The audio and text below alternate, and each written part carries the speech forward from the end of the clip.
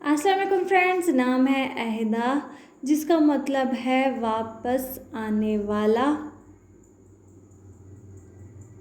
नाम है बहार, जिसका मतलब है एक खूबसूरत जानदार नाम है, जिसका मतलब भी है बहार।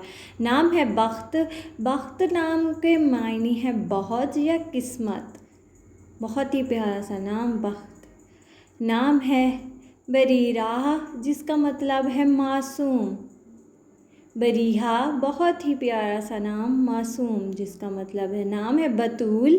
बतूल नाम का मतलब है परहेजगार औरत। बहुत ही प्यारा सा नाम बतूल, बहुत ही पाक सा नाम।